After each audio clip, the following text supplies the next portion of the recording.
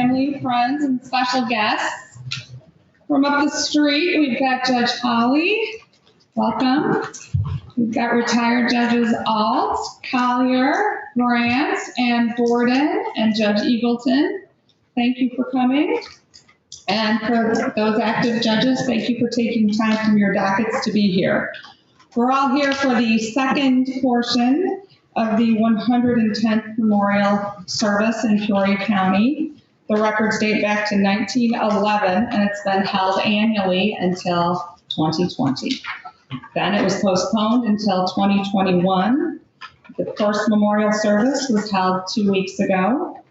I'd like to thank Dave Miller, who's been an integral part of this tradition for years, and Stephanie Bittner, UCBA, and court administration for making today's ceremony a reality despite some uncertainty.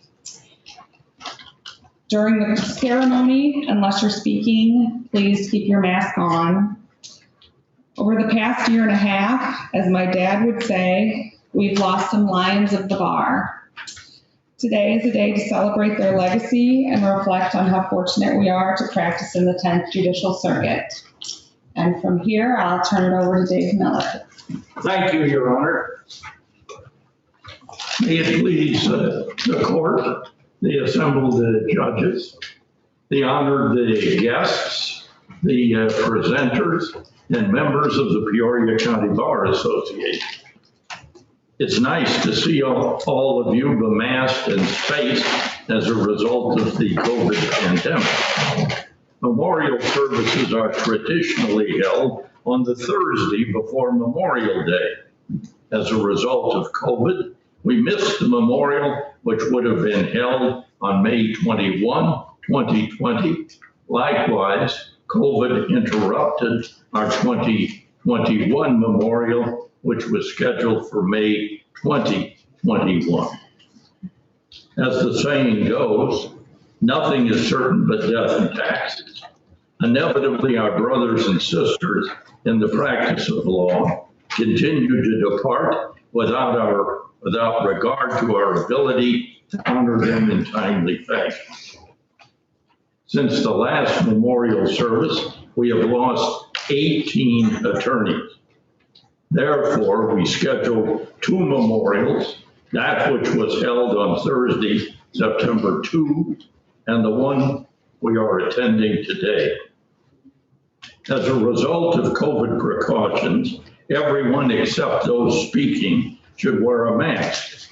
For those of you who forgot to bring one, Stephanie Bittner, our executive director, has a supply.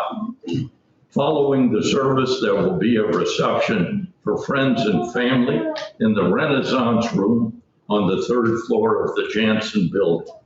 We hope all of you can attend. Now to the memorial. The 17th century English poet John Donne described the passage of generations best when he said, "Send not to know for whom the bell tolls, it tolls for thee." I suggest that each of you take a moment to look at the program you received. It lists each of the members of our association who have been remembered in this service over the years. As you can see, this is the 110th continuous memorial service presented by the Peoria County Bar Association, a tradition of which we are rightfully proud. This is a good thing we do today. In paying tribute to our departed friends and colleagues, we reflect not only upon their lives and accomplishments, but also upon the gifts and good fortune which enable us to contribute to the rule of law and our community. They are the blocks upon which we build. It is our responsibility to build to the next level. A memorial will be given today and in written form will be spread upon the records of the Peoria County Bar Association. Today we honor David M. Lynch, Forrest D. Serblin, Honorable Calvin R. Stone, Honorable James D. Heupel, Frederick W. Allen, Thomas E. Schlehuber, Vern E. Dentino, Robert W. Bach, and James E. Koski.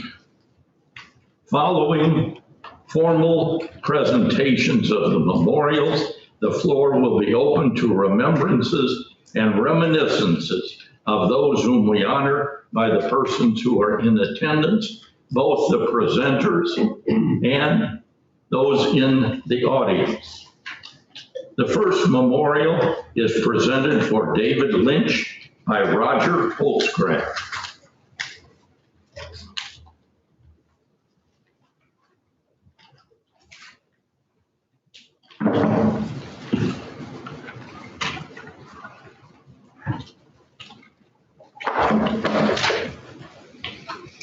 May it please the court. Thank you, Dave, for those comments.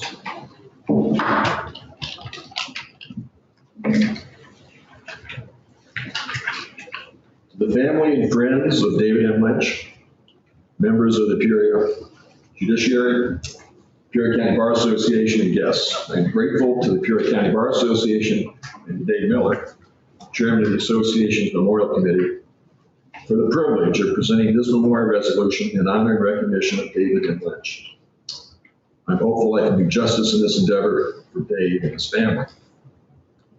For those of you who are old enough to have watched the 1950s television series Dragnet, like I did, you will likely remember the no-nonsense Sergeant Joe Friday's admonition to witnesses as he and his partner, Bill Gannon, investigated a crime.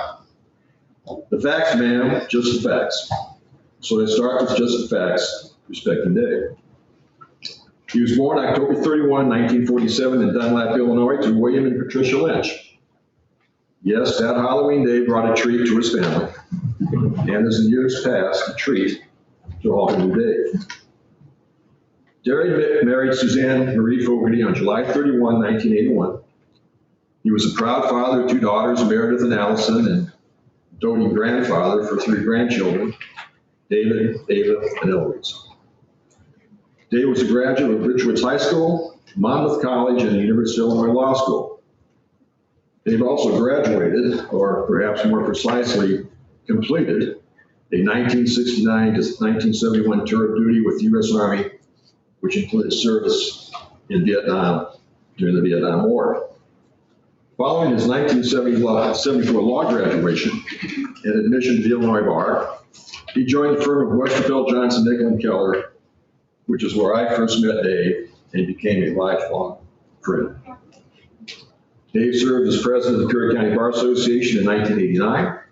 He also served as an at-large member of the Association Board of Directors from 83 to 86, and served many years as the chairman of the Association's Domestic Relations Committee. Now have the facts. Now to the man. Dave's role as chairman of the Domestic Relations Committee melded with Dave's practice, divorce practice. He was unquestionably the preeminent divorce attorney in the Peoria area. That focus began during his initial years of practice at the Westfield firm. Anticipating that his developing special divorce practice skills could likely provide greater personal financial reward than becoming a Westfield partner, in 1978, Dave then ventured into a two-attorney practice with his close friend, Illinois Senator Prescott E. Bloom, under the name Lynch and Bloom. Prescott, you may recall, was a Republican, and Dave was active in Republican Party activities. Among the marketing efforts by the firm was the following: if you're looking for honest and dependable attorneys who will get things done for you, then call Lynch and Bloom. That marketing statement was indeed true. January 12, 1986 saw an unexpected challenge visited on Dave as Prescott and a young daughter died tragically in an overnight fire at the Bloom residence. While devastated by this tragic event, Dave was up to the challenge and continued to practice as Lynch and Bloom for more than 30 years. While there may have been sound business reasons to retain that name, I personally believe it was Dave's way to honor and remember this deceased partner and good friend. For many years, Dave received recognition as the best divorce attorney in Peoria. While we are all aware that the designation as the, quote, best fill-in-the-blank attorney may not always represent reality, in Dave's case, that was reality. He was, without question, my go-to guy for divorce referrals. Now let me for a moment depart from the decorum of the courtroom.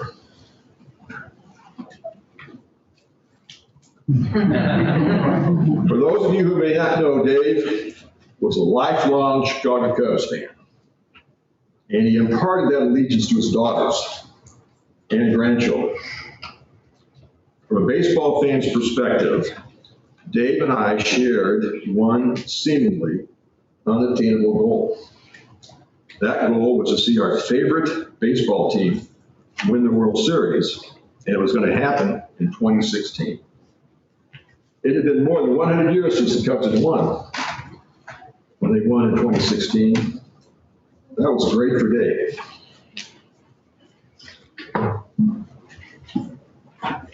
Unfortunately for me, my team didn't win.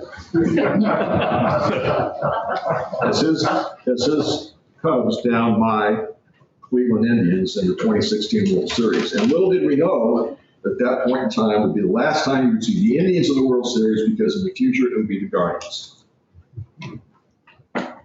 It's difficult for me to do that, but I'll put this back on Dave. In late 2018, following a meeting during which he and I discussed the case of a client of his for whom I was assisting him on certain unusual real estate issues, we talked about the future, and that led to Dave's reaffiliation with the Westfeld firm as of counsel, an event for which I will always be grateful, and which led to one of my most meaningful memories of my relationship with Dave.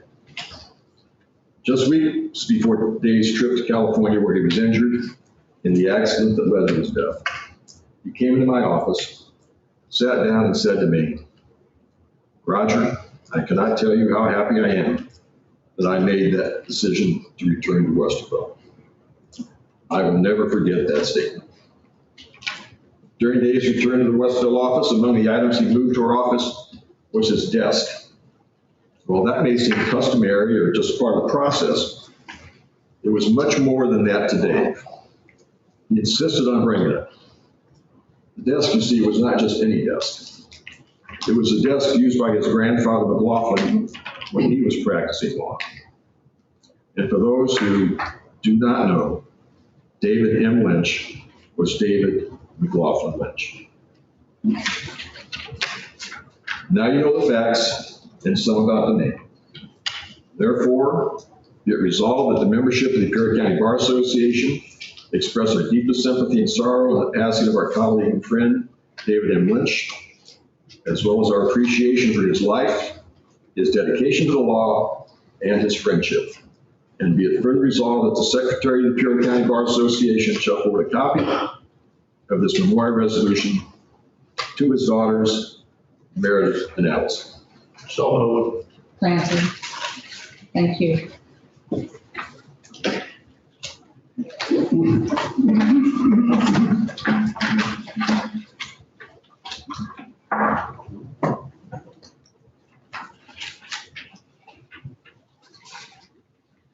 Thank you, Roger, and thank you particularly for removing that caveat.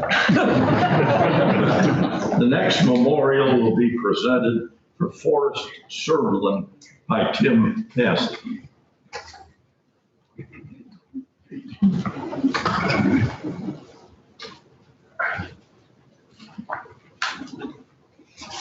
Thank you, David. Judge Gorman. Should be known that this is actually a joint presentation. The drafting of this resolution was primarily by my partner, David Miller. I very much appreciate the opportunity to present this memorial on behalf of Forrest D. Serberlin to the assembled members of the Peoria County Bar Association, judges of the 10th Judicial Circuit, and members of the families of those whom we honor today. In the passing of Forrest on August 22, 2020, our legal community lost one of the most ethical and dedicated workers' compensation lawyers to appear before the commission and its arbitrators during the approximate period of 1977 through 2007. While Forrest was best remembered for representing Caterpillar, he also served as a workers' compensation attorney for Mitsubishi. While Forrest's career was dedicated to the representation of corporate respondents, those that appeared against him on behalf of petitioners always respected both his knowledge of substantive and procedural workers' compensation law, as well as his fairness in their application. No one who dealt with Forrest in his professional capacity ever accused him of being either unethical or unfair. To the contrary, the chief attributes of Forrest were his unfailing good spirits, affability, and willingness to negotiate and compromise on behalf of and in the best interest of his clients.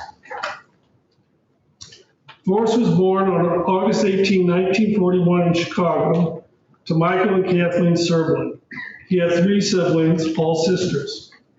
Growing up on the west side, he attended Taft High School and later graduated from Oak Park High School. Thereafter, he attended his beloved University of Illinois in Champaign-Urbana. While his father encouraged Forrest to study engineering, he quickly learned that his aptitudes were better directed toward the study of law and away from physics and mathematics. While at Illinois, he was a member of the Alpha Zeta Delta chapter of Chi Psi fraternity. Forrest obtained both his undergraduate and law degrees at the U of I, and therefore, as anyone who knew him would readily attest, he became a devoted Illini football and basketball fan. Upon graduating from law school in 1966, Forrest enlisted in the United States Army, where he served in field artillery from 1967 to 1969.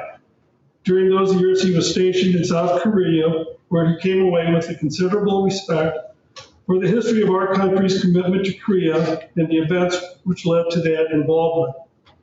In fact, Forrest's interest in American history was a lifelong pursuit and one which he continued to his death at the age of 79.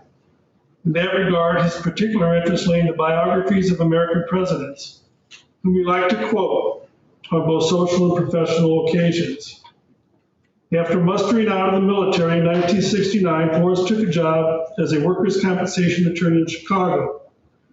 The success of his practice there was such that he was offered a job in the workers' compensation legal department at Caterpillar in 1977, at which time he relocated his family to Peoria. Forrest met the love of his life, Mary Salisbury Serblin, in 1972. They married in 1973, and he adopted her daughter, Jean, who was born in 1967. Forrest and Mary had 2 sons, James Serblin, born in 1974, and Joseph Serblin, born in 1975. Consistent with his love of sports, especially Illinois football and basketball, as well as the Chicago White Sox, Forrest actively encouraged both his boys to participate in sports. That led to his coaching Little League Baseball in the 1980s. Forrest was affectionately known as Papa Sir to players whom he coached, as well as the friends of his sons.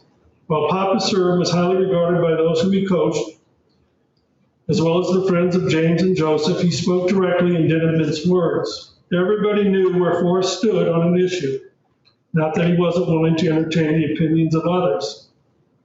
Following in their father's footsteps, James and Joseph both attended the University of Illinois.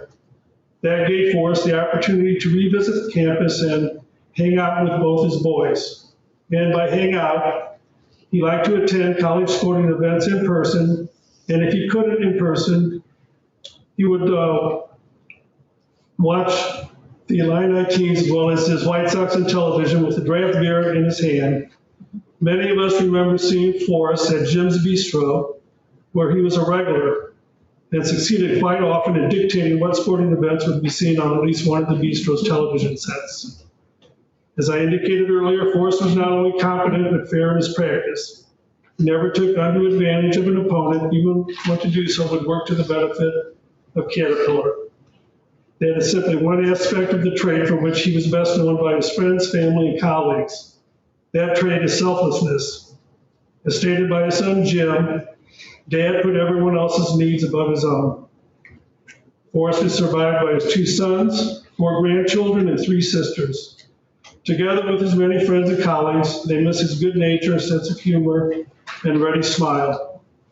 Therefore, be it resolved that the membership of the Peoria County Bar Association express our deepest sympathy and sorrow in the passing of our colleague and friend Joseph D. Serblin, as well as our appreciation for his life, his dedication to the law, and his friendship. Be it further resolved that the Secretary of the Peoria County Bar Association shall forward a copy of this memorial resolution to his sons James Serblin and Joseph Serblin. So moved. Granted, thank you.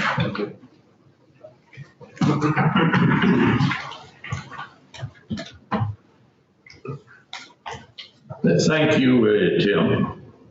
Next, we have the memorial for Aaron Wickenhauser by Jeff Hall.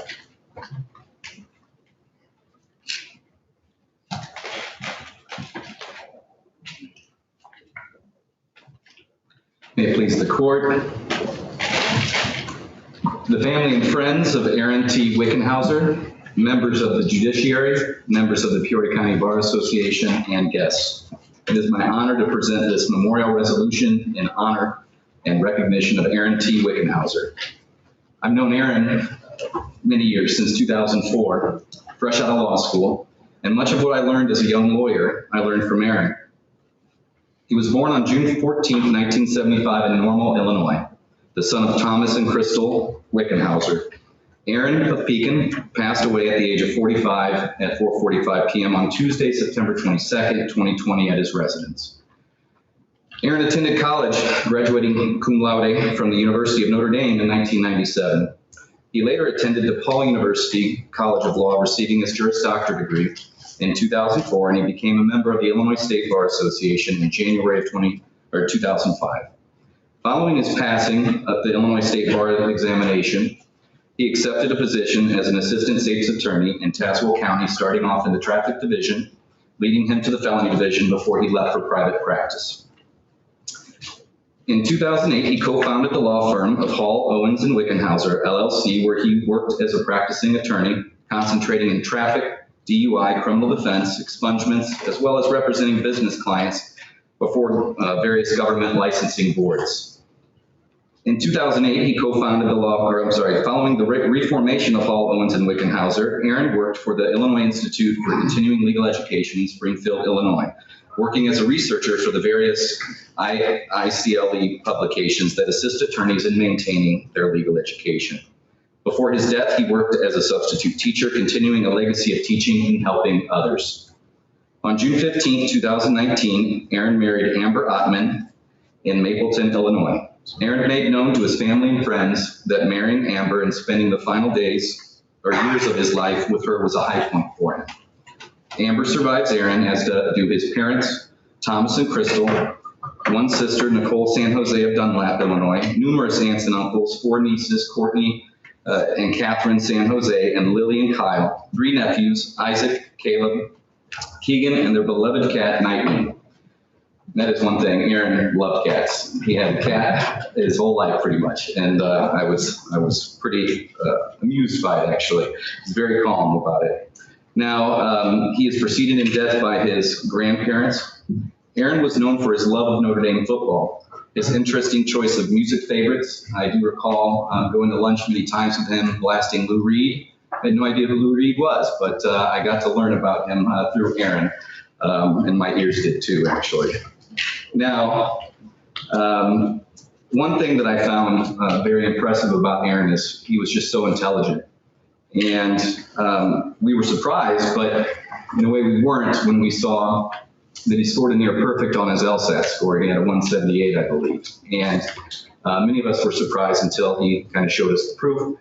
And that was one thing about Aaron, was we all wondered if he was too smart for his own good. And many people that knew Aaron could agree that he probably was too smart for his own good.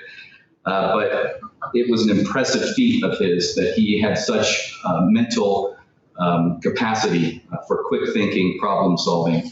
And I looked at him as a friend and mentor as well. He actually did mentor me when I started working as a prosecutor at the state's attorney's office in Tazewell County in 2004. And he had just started working there, I believe it was 10 months before I did, and he was already training others. He could pick up on things fairly quickly. He had a very, very amazing presence in the courtroom. He was very smart, well-spoken, spoke clearly, effectively, and he was respected. I actually worked with him, I think it was in the traffic divisions and the misdemeanor divisions. And then he went to felony. And shortly thereafter, we started our law firm. Many of you may remember our cheesy slogan, "Don't ask why, ask how." And so that was something that Aaron and I had come up with because our firm name was Holtgren and Wickenhauser, HOW. Aaron actually made an interesting thing that a lot of people don't know. He made national print news when he represented a client in Canton. And I hate to use the term, but this is what the term in the story was, and it was midget wrestling not wanted in Canton. And it was something that made a lot of noise around the community in Canton especially, because this client owned property, a bar, wanted to bring in Night Ranger. Night Ranger apparently had this manager that went to the client and said, "Hey, we can get Night Ranger there at your bar. Would you like us to come? It's $80,000. She paid $80,000, and guess what? No Night Ranger showed up. So Aaron had to deal with that after the fact. And I think it's just an interesting case that Aaron had just a wide swath of cases, from mundane traffic cases all the way to representing business owners that would make national print news for something that's somewhat sensational to a degree. Because Aaron was not sensational. He was calm. He was collected, hardly ever raised his voice, and he spoke with purpose. And that was one thing that I admired about him. When Aaron decided to change his focus from being an active private attorney representing individual clients, he still offered to assist me and my clients on research, helping with the complex legal issues that we had at the time. And he was timely, he was smart, and he was effective in his reporting and his research to us. And for that, I thank him for it. For a time, I looked to Aaron as a big brother, and I was very sad to learn that he passed. He had a huge heart, he was always kind and non-confrontational, and his family and friends loved him very much. He will be greatly missed. Therefore, be it resolved that the membership of the Peoria County Bar Association expresses our deepest condolences and sorrows on the passing of our colleague and friend, Aaron T. Wickenhauser.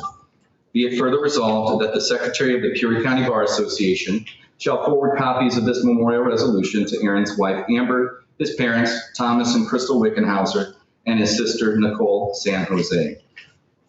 Respectfully submitted today. Granted. Thank you. Jeff, thank you very much for the heartfelt memorial for Aaron. The next memorial is to Judge Calvin Stone. The memorial was prepared by Judge Michael Mim, and I will be presenting it. Judge Stone was a good personal friend and a mentor going back many years. Bear in mind that the words that I am reading are those of Judge Mim, the sentiments that I share with him. How do we measure a place, a value on a person's life? Their goodness, virtue, achievements, their community, their country. By any of these measures, Judge Calvin Stone was truly a remarkable person, someone to be emulated and remembered. Today is September 16, 2021. 2 days ago, September 14, 2021, marked the 100th anniversary of his birth in Chicago. He was 99 years old when he died last November 20th. Remarkable. He graduated with honors from Bradley University and then went into the Army. After graduating from Tank Destroyer Officer School, he was shipped to Europe. He landed on Utah Beach on D-Day +6, where he joined the 607 Tank Destroyer Battalion as a platoon leader. First with General Bradley's 1st Army, and then with General Patton's 3rd Army from August 1944 until the end of the war. Any student of the history of World War II knows the intense and brutal warfare that he experienced during that time. As a result of his actions in combat, he was awarded 4 Bronze Battle Stars, 2 Purple Hearts, and 2 Silver Stars.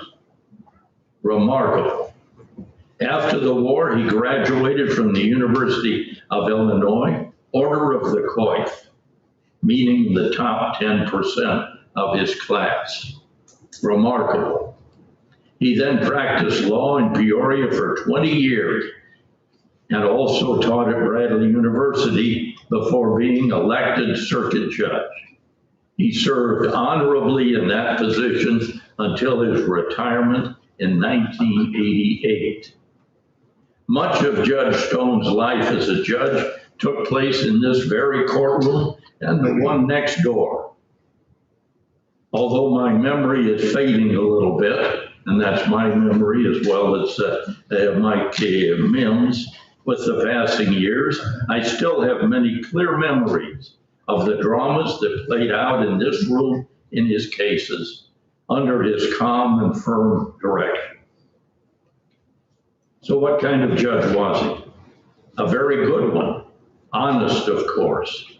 Very fair, treating lawyers, court personnel, and citizens on a level playing field with respect.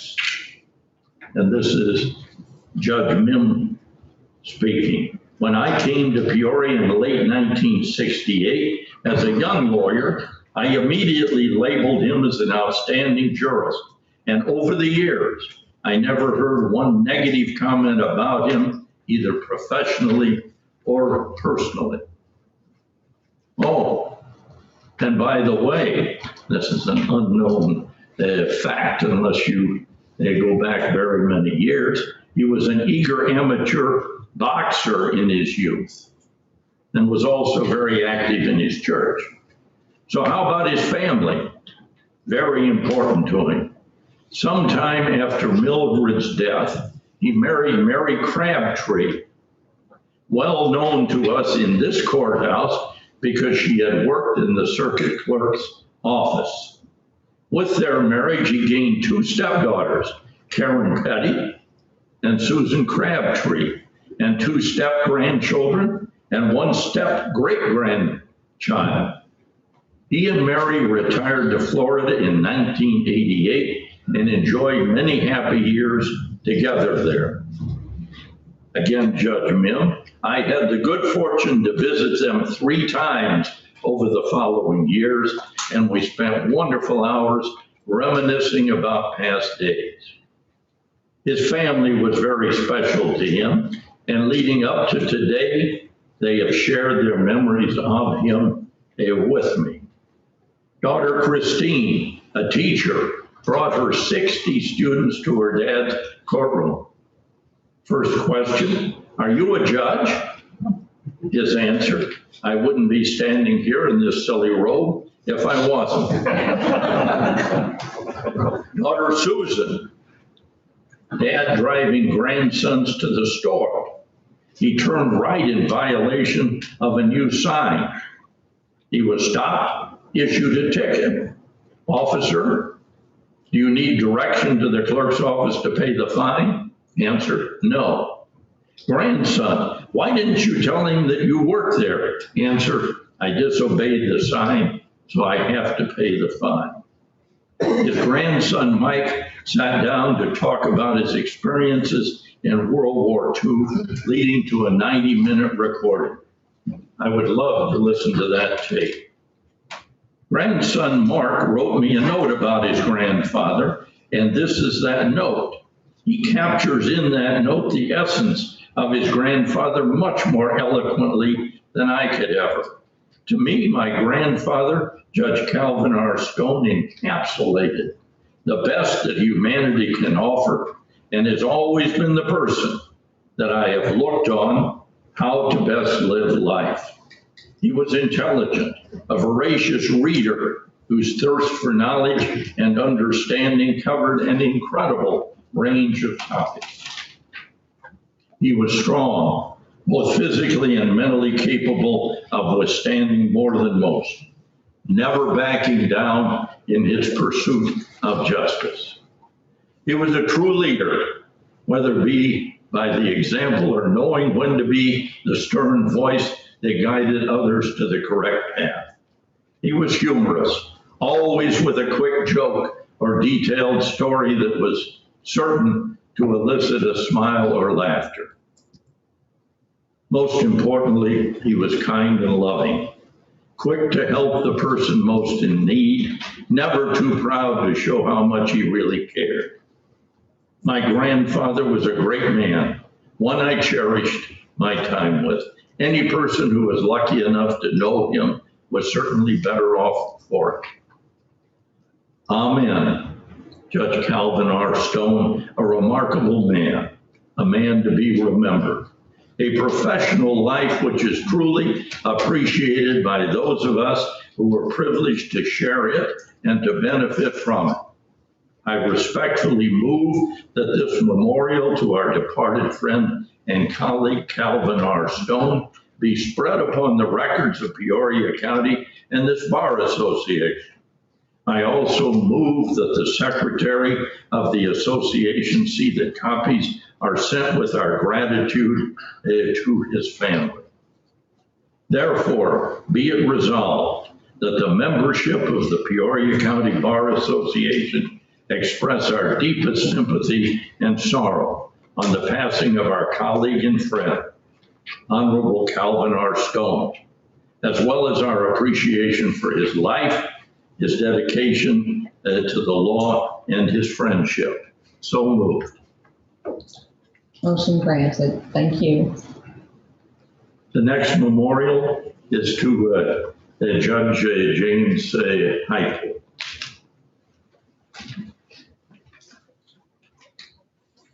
Presented by his son.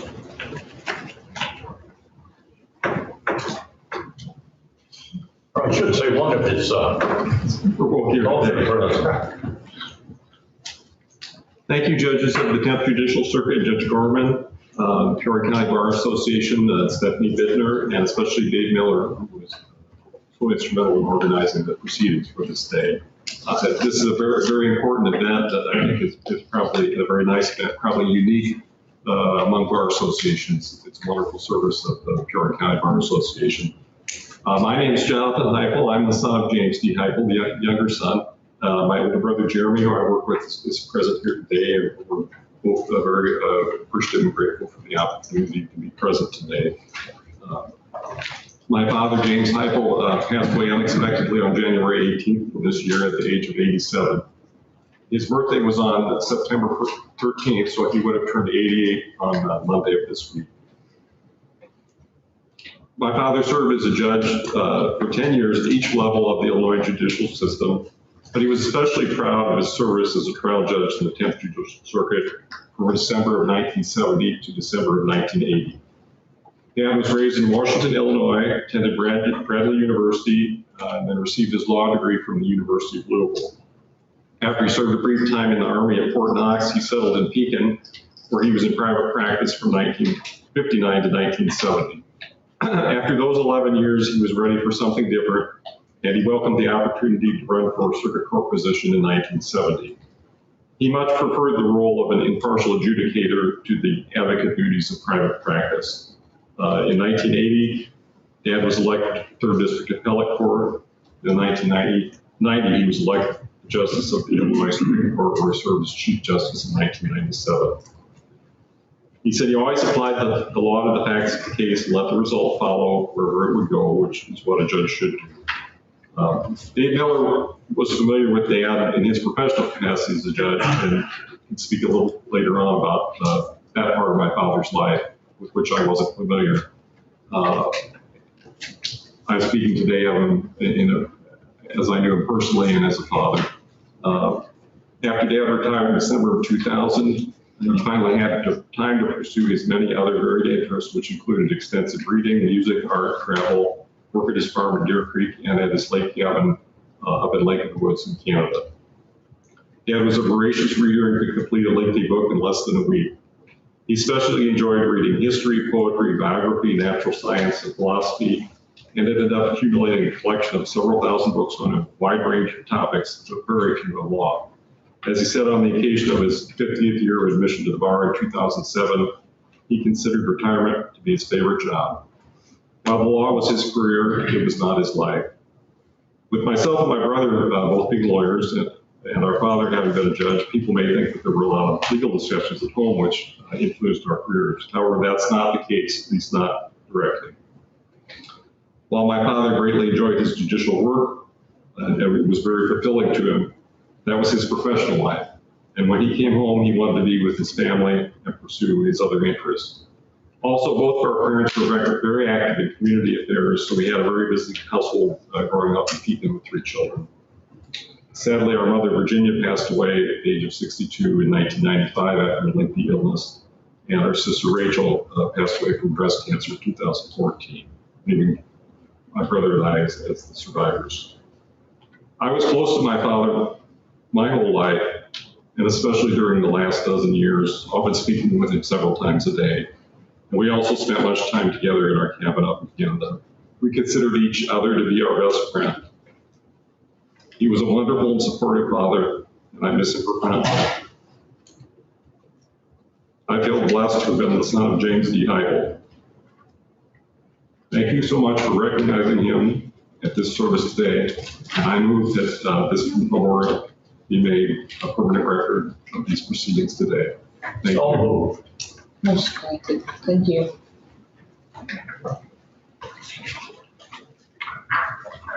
Thank you, Jonathan. And for those of you who aren't familiar with these proceedings, after we've completed the formal presentation, we will open the floor for remembrances by anyone present of the persons whom we honor here today.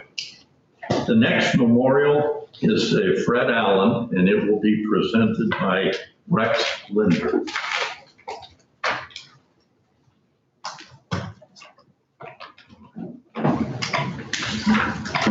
Thank you, Dave. May it please the court, Judge Corman. The family and friends of Frederick W. Allen, members of the judiciary, members of the Peoria County Bar Association, and guests. I am honored and grateful to the Peoria County Bar Association for this opportunity to present this memorial resolution in honor of one of our greatest lawyers. My task was made somewhat easier because there was a biography written of Fred, which some of you might find interesting. His daughter, Diane Oberholman, wrote the biography, and I'm sure if you saw her, she could get you a copy. That's a wonderful chronology and background on Fred's life. Fred was the epitome of a trial lawyer. His remarkable career, which I will discuss shortly, reflected not only his considerable talent and intelligence, but also the highest ethical standards of our profession, coupled with congeniality. He was born June 10, 1923, in the family home at Ripon, Wisconsin. Possessed a strong work ethic, his first job was age 12 as a caddy at the Lasonia Golf Course at Green Lake, earning $1 a day. That started his lifelong love of golf. At age 13, he purchased his first car, a 1923 Model T Ford, which he used to transport fellow caddies to the golf course for 5 cents a ride. After graduation from Ripon High School in 1941, he attended Ripon College until he enlisted in the U.S. Army Air Force. And he did so on the first anniversary of Pearl Harbor, December 7, 1942. Finishing flight school, he was commissioned a pilot and an officer, flying the B-29 Super Fortress bomber. A lot of people don't realize, but prior to the war, Fred signed with a farm team of New York Yankees given a very powerful fastball, which he possessed. Following the war, he signed a contract to pitch with the Appleton Papermakers, a minor league affiliate of the Cleveland Indians. Fortunately for our profession, he chose instead to attend Northwestern Law School and eventually was admitted to the state bar in 1949. Following the advice of a law school advisor, he took the Rock Island Rocket to Peoria for a job interview. He took the job with Louis Knobloch, earning $125 a month, and originally stayed at the YMCA to make ends meet. He met and fell in love with Tilly Durgis, whom he married on July 26, 1952. They were married 66 years until her death in 2018, and they had 3 intelligent, talented, beautiful daughters, Laura, Diane, and Rita. Fred was active in politics. In 1956, upon the retirement of Congressman Harold Belding, he ran for Congress against Bob Michael. Fred lost, and would often say he launched Michael's career. In more gentlemanly time, they remained close friends, and Bob Michael would often have Fred get up in a meeting and say, "This is the man that made my career." Fred had a long and distinguished legal career. He started his own firm in 1963 and was eventually joined by another fine lawyer, Gary Clark. He successfully tried cases throughout Central Illinois. He was the first downstate lawyer to obtain a $1 million verdict in 1974, which earned his membership in the Inner Circle of Advocates. At the time, there were only $55 million verdicts in the entire country. He received many cases from referring lawyers, and he never advertised for business. Fred had an engaging personality, was very intelligent and a hard worker. In trial, he was not a table pounder or a shouter, never into histrionics. He just projected sincerity, and juries loved him. Throughout his career, Fred was involved in numerous legal organizations. He was president of the Illinois Trial Lawyers Association, the Society of Trial Lawyers, and in 1979-1980 led our Peoria County Bar Association. He was active in the Illinois State Bar Association for over 50 years and on the Board of Governors of the Association of Trial Lawyers of America. He was elected a fellow of the American College of Trial Lawyers, the International Society of Barristers, and the Illinois Bar Foundation. Away from the profession, Fred held numerous memberships in various organizations, including the Country Club of Peoria, where he served as its president, the Creve Coeur Club, Elks Club, American Legion, Union League Club of Chicago, Springs Country Club in Rancho Mirage, Bull Bay Club in Wyoming, and Muscooten Golf Club in Wisconsin. On Labor Day, he would host the Allen Open at his home in Green Lake, Wisconsin, inviting fellow lawyers and other friends for a weekend of golf, fishing, cards, and of course, libations. Each December, he and some close friends would host the Glutton Club get together, bringing people together to celebrate the holiday season. Fred is and will be missed by those who are fortunate enough to have had him touch their lives. Personally, I have many cases against Fred over the years, and although we never went to verdict, I have wonderful memories of travel to depositions and other interaction with him. He was always a joy to be with, especially after the deposition, when we would go enjoy a steak and a glass of wine, or 2 or 3. In litigation, Fred always kept it at a professional level, never making it personal. His word was his bond, and you could take it to the bank. His generation has been called the greatest generation. He lived through the Great Depression and World War II, then transformed the United States from a wartime economy to the strongest economic engine in the world. And through this, they raised families with strong core values. Fred's life exemplified this: service to our country, leadership to our profession, and dedication to our community. He was truly one of the greatest generation. Therefore, be it resolved that the membership of the Peoria County Bar Association express our deepest sympathy and sorrow on the passing of our colleague and friend, Frederick W. Allen. as well as our appreciation for his life, his dedication to the law, and his friendship.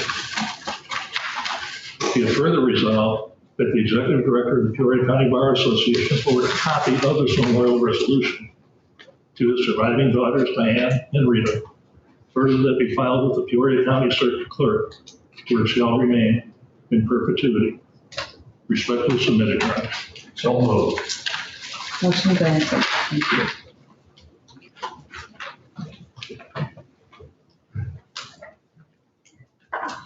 Thank you, Rex.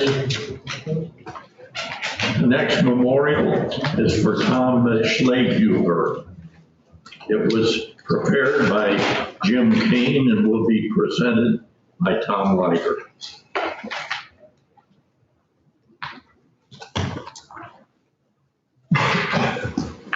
May it please the court. As Dave mentioned, I'm not Jim Kane. I'm standing in for Jim today. It's my pleasure to do that because I knew Tom well. I've been practicing law long enough to have known him for many years, and it is my pleasure to be here today. I also met his widow, Abby, right before the hearing today, and Abby gave me some notes for me to take a look at before I gave Jim's presentation, but what she gave me here is pretty well reflected in what Jim has written. To the family and friends of Thomas E. Schlegelhuber, members of the judiciary, members of the Peoria County Bar Association, and guests, I'm honored to present this memorial resolution in honor and recognition of Thomas E. Schlegelhuber. In addition to being a colleague in our profession, Tom was my friend and my neighbor, both at home and at our offices. Tom was born in Peoria on March 7, 1934, to Frank and Irma Gruber Schlegelhuber. He grew up in Peoria and graduated from Spalding Institute and Bradley University. Tom went on to law school at Loyola University in Chicago. Tom received his Juris Doctor degree from Loyola in 1958 and was ranked first in his graduating class. After his graduation from Loyola and his admission to the Illinois Bar, Tom returned to Peoria, where he practiced law until his retirement. During his career, Tom shared offices with several other lawyers, including Prescott Bloom, David Lynch, Larry Solomon, and Gary Ray Fool. For several years, Tom's office was next door to mine in what is now the Commerce Building. When I moved to the Chase Bank Building, Tom's office was directly above mine on the next floor. Although Tom practiced primarily in the areas of real estate, estate planning, and probate, he also handled various other types of legal matters. According to Tom's wife, Evie, when she was helping Tom close his files after his retirement, she was amazed to see how many types of cases Tom had handled for his clients. Tom married Rita Pegg in May 1960. They shared over 24 years together until Rita's passing in November 1984. Tom and Rita had 3 sons, Thomas, Patrick, and Michael. All 3 of them are fine young men of whom Tom was justifiably proud. In June 1995, Tom married Evelyn Evie Burgess. Tom also became the much-loved stepfather to Evie's daughters, Paula, Christy, Amy, Brenda, and Luann. Tom and Evie shared over 25 years together. Tom passed away on February 5, 2021. He was survived by his 3 sons, his 5 stepdaughters, 19 grandchildren, and 3 great-grandchildren. Tom was known for his gregarious personality and his generous spirit. He did not know a stranger. Tom enjoyed asking questions of those he met so that he could truly get to know them. Next to his family and his work as an attorney, Tom's great passion was following the St. Louis Cardinals. He seldom missed watching their games on television. After the games, Tom would often discuss the details of the game over the phone with his children. I am sure that Tom would have some interesting comments about the number of times that the Cardinals have lost games this season by losing the lead in the late innings.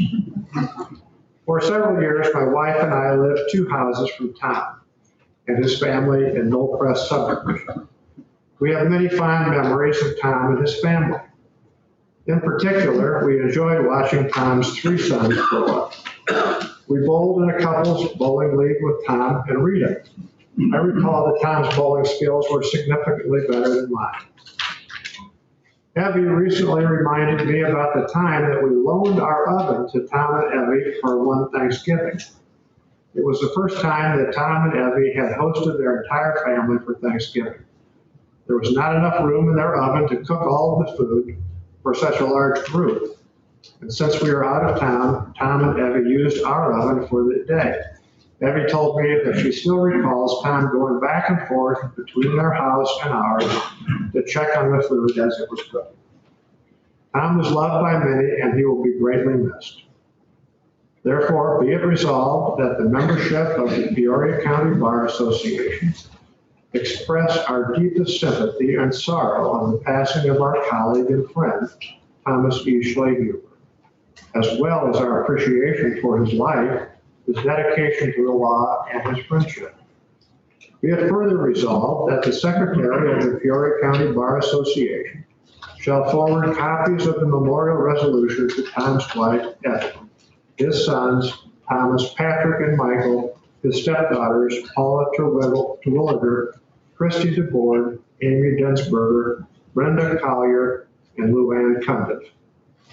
Respectfully submitted on behalf of James F. Kane, September 16, 2021. So moved. Motion granted. Thank you.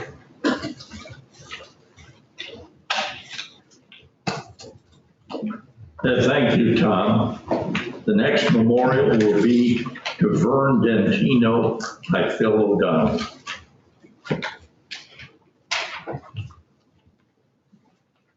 May it please the members of the judiciary, Your Honor, I'm grateful to David and to the Bar Association for the privilege and the honor of presenting this resolution to my uncle Vern Dentino. Most of you probably don't know I'm half Italian, and Vern loved being Italian. What most of you probably don't know is he was actually a twin. He was born to a stoic and stern Italian mother who in 1947 only anticipated one child, which would have been her 6th. She was surprised after Vern came out and there was another boy. This was before the sonogram, and unfortunately, due to her stoic nature, she only had one name picked out, that was Vern, and one name picked out that she was gonna have a girl. Just before she was discharged, she decided to name her second son, Vernon. Fortunately, later in life, my uncle Vernon chose to be known as Pat. Vern grew up, as you'd expect, in a large Italian family over on High Street, just off of Moss. His grandfather, or my grandfather, his father, operated, as his father had, a grocery store next to what's now St. Joseph's and was for a period of time known as St. Martin de Porres Church. The family lived above the grocery store when Vern was a young child with his 6 other siblings. When Vern grew up, it was a different time than now. The boys were encouraged to go to college and leave town. One of his brothers went to Notre Dame, another went to Dartmouth, Vern went to Wabash. His sisters, including my mom and her 2 sisters, were encouraged to stay home and go to Bradley, which they did. Vern's twin brother, Vernon, presented him with a strange issue when he went before the Supreme Court's Registration Commission after Vern completed law school, after previously graduated from Wabash College before he went to DePaul for law school. His application with the RDC, though he passed the bar, was initially rejected because he answered the question, have you ever been arrested? His brother had had somewhat of a checkered younger man's life while Vern was in college and law school. Vern's older sister, Diana, my aunt, was already an attorney, and she actually had to gather all the documentation regarding Vern, actually had to go to a formal hearing to prove Vern, my uncle, actually had a twin brother named Vernon.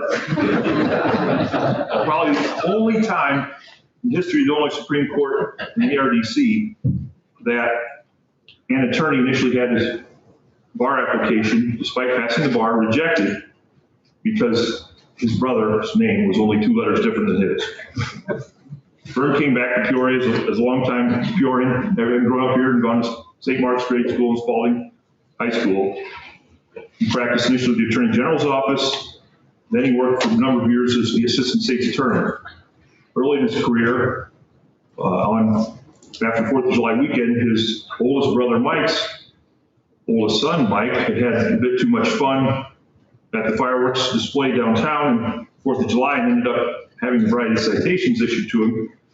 And Vern, as a new prosecutor in the state's attorney's office, had the file dropped on his desk on Monday morning, having learned that his nephew had just bonded out the night before after spending 2 days in jail. That plea agreement was negotiated with Vern and his nephew while Vern and his brother Pat repaired their mother's 1949 Buick in the back garage at the family home on High Street. Vern was very firm with his nephew Mike Trentino. Vern, if any of you dealt with him or knew him, he was the quintessential common person's attorney. He did a broad variety of general practice. At the busiest point in his career, he probably doing between 1,500 and 2,000 tax returns. That was what he did in the spring. He did not sleep in the spring during tax season. He would be in his office 20 some hours a day and worked as a tax preparer has to in that time frame. Vern, what he treasured most about being an attorney was his ability to help people. He was not someone who turned someone down if he couldn't pay. If he felt he could help someone, he would take their case. He was not married to the billable hour, and he was certainly not married to the idea of making as much money in the practice law as he could. What Vern loved about being a lawyer was simply helping people, and that's what he dedicated himself to as an attorney and tax advisor. Vern also loved his wife Ann, being Catholic, being Italian, and being a lawyer. His other love was food. For a number of years after tax season was over, for a little bit of relaxation, you could say, he would go off to Washington Island in Door County, where for a number of years he operated an Italian restaurant on the island. If any of you have been there, you could see why he'd like to go up there. After spending 20 hours a day in the office doing taxes, he operated an Italian restaurant known as Papatino's for a number of years up on Washington Island. His ravioli, his gnocchi, his pasta were favorites at all family events and were local favorites on Washington Island while he ran his restaurant. I grew up going to Italian family get-togethers with the Dentinos, not knowing any food other than Italian food, and Vern's food was some of the best. He devoted himself to helping his clients, being a good father, a good husband, and a good Catholic. His wit and Italian cooking will be sorely missed by those who knew him.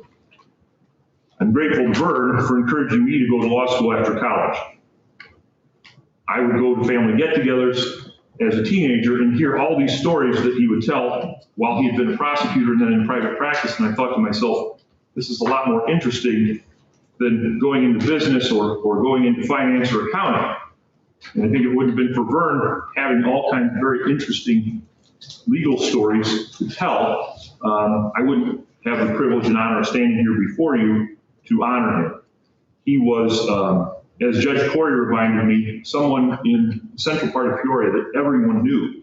Years ago, he ran for judge, barely losing, printing up very few signs, and simply because he did 1,500 to 2,000 tax returns a year and had a broad variety of general practice clients, and almost won the election just by his own shoestrings, so to say.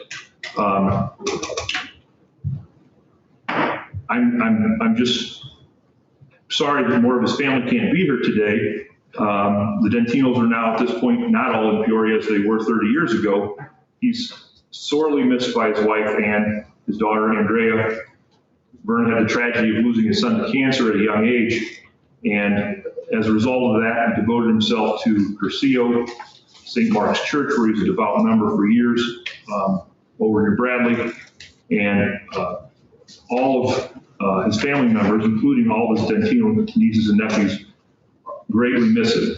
Vern worked hard until the very end, which to me was just difficult to see because his last few years in life, as anyone who saw him in the courthouse, and he was a quintessential courthouse lawyer, knew what the struggle was he went through with his health in those last few years. Now, therefore, be it resolved that the membership of the Peoria County Bar Association express our heartfelt sympathy and sadness on the passing of our colleague and friend, Bernie Dentino, as well as our deep appreciation for his life, dedication to law, and his friendship. Be it further resolved that the Secretary of the Peoria County Bar Association shall forward a copy of this memorial resolution to Ann Eldridge Dentino, his wife, and to his daughter, Andrea Dentino Nossing. So, Motion granted. Thank you.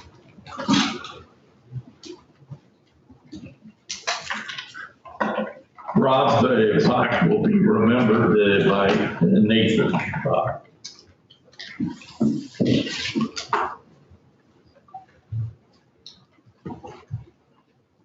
Thank you, everyone.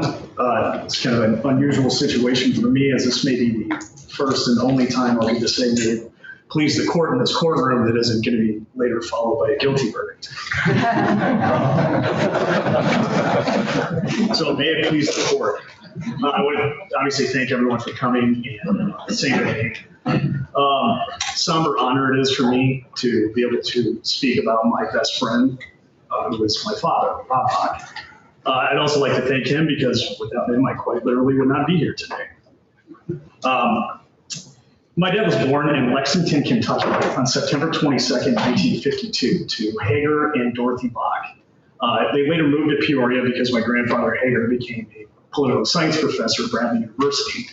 And one of my favorite things from hearing from my dad and from lawyers in the community were people that went to Bradley University and took my grandfather's class in political science. So that was always something that was very close to him and very close to me. My dad attended Peoria High School, and I'm reminded of that because Phil Salzer, the county board chair, or excuse me, one of the county board members was one of his coaches. And there's differences of opinions about the level of success that he had as an athlete there. He later attended Bradley University and majored in political science and then attended St. Louis U Law School. Upon graduation, he came back to Peoria and he practiced at a law firm called Goldsworthy and Fifield. And my dad would often talk about Goldsworthy and Fifield and how much fun he had practicing there and the great people that he practiced with. And one of the stories that he would often tell me is on particularly nice afternoons, a certain partner named John Gorman would take him out real estate prospecting at Peoria Country Club. And my dad always held the members of Goldsworthy and Fifield and the firm itself in the highest regard. After Goldsworthy and Fifield, my dad went into sole practice, had his own office as far back as I can remember, and that's one of the fondest memories I have is the various people that he shared office space with, guys like Doc Halliday and Drew Parker. Such an interesting and enriching experience for me to remember them as a child and then come back and have the opportunity to practice with them. My dad loved the Bar Association, very proud member, particularly liked the social aspect of it. And as a testament to that, I mean, when my brother and I came back to Peoria to practice, one of the first things he said is you got to become involved in the Bar Association. And as time has gone on, that's become such a fulfilling thing for me. I'm so glad that he pointed us in that direction. As has been said before, part of what I knew about my dad was being a lawyer, but mostly what I knew about my dad was he was my dad and his personal life. And one of the things that my dad always did, and when I was preparing these remarks, I reached out to my brother and my sister, and one of the consensus opinions or facts was that he was a guy who never missed anything of ours, never missed a swim meet, never missed a basketball game, and we were not all that great at sports. So, and one of the most important things that he never missed, and still enduring in me today and our family, is he never missed dinner with his family. And that was a tradition that I think he inherited from his mother and father, and it's certainly something that myself and my siblings have carried on with our family. But that's one of the ways that I remember him the most, is that time at dinner where we could all sit down, talk about things, and I am just forever appreciative of him for that. He was an avid golfer, and he was a good golfer, and I think a lot of people know that. He claimed that he was a better basketball player than he was a golfer, and I think he may have been the only person that held that opinion. One thing certainly that everyone can understand about my dad is he was a big personality. He was a big presence, and that applied from what I understand both professionally and certainly personally. He was always quick-witted. He could always bring appropriate levity to a situation. And I saw him practice on occasion, not as much as I would have liked to, but his sense of humor and his personal ability was just something that shone through all the time with him. And certainly I got to experience that. One of the things that I think is a testament, in my opinion, about his impact socially with other people and in the practice of law is it was always so fulfilling and enriching for me to go somewhere or see other attorneys and they would say, hey, let me tell you a story about your dad. Or, hey, make sure you tell your dad, remind him of this. And it's something that I didn't understand, and I'd go back and talk to him, he'd explain it to me. One of the really great stories about that, in my opinion, was when I was a younger attorney, now, I would have to travel the state, and I'd go to courthouses where I'd never been before and appear in front of judges I didn't know and courtrooms I'd never been in. So I came to Livingston County one day, to Livingston County Law and Justice Center, and I walked in for the first time into Judge Travers' courtroom. The Honorable Robert Travers was my Nick Travers. And I sat down, and I was defense counsel, and he called the case, and he said, appearances, and the plaintiff's attorney stated his appearance and on behalf of his client. And I stood up and I said, Nathan Bach on behalf of my client. And I sat down and he kind of had his head down and he looked up and he said, are you related to Rob Bach? And I said, yes. And without looking up, he said, I'm sorry. But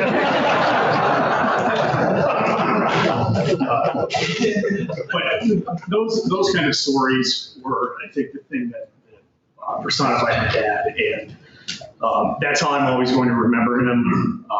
I would go back and tell him stories, or people that would say, make sure you tell your dad I said hello, or make sure you tell him the story.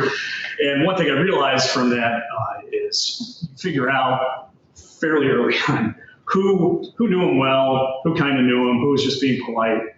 And one of the ways that I was able to figure that out was if they called him Robbie or Rob, it was somebody you knew pretty well. They called him Robert, getting a little further away. If they called him Bob, that he just didn't go by Bob. That was probably somebody that he didn't know very well. But for me, with all the names, good and bad, the one thing, or the two names that I will always remember him by are husband and father. Therefore, be it resolved that the membership of the Peoria County Bar Association expresses our deepest condolences and sorrows on the passing of our colleague and friend and father, Robert W. Bach. And be it further resolved that the Secretary of the Peoria County Bar Association shall forward copies of this memorial resolution to his wife, Martha, and his children, Nathan, Jeffrey, and Elizabeth.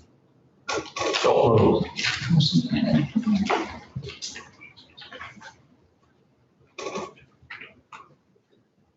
thank you, Nathan. The memorial for Jim Caskey will kindly be presented by Lynn Perkins.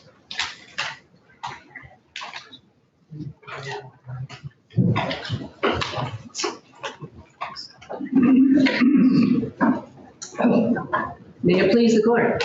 The family and friends, especially Kathy and Sarah and Andy Caskey, members of the judiciary, members of the Peoria County Bar Association, and guests.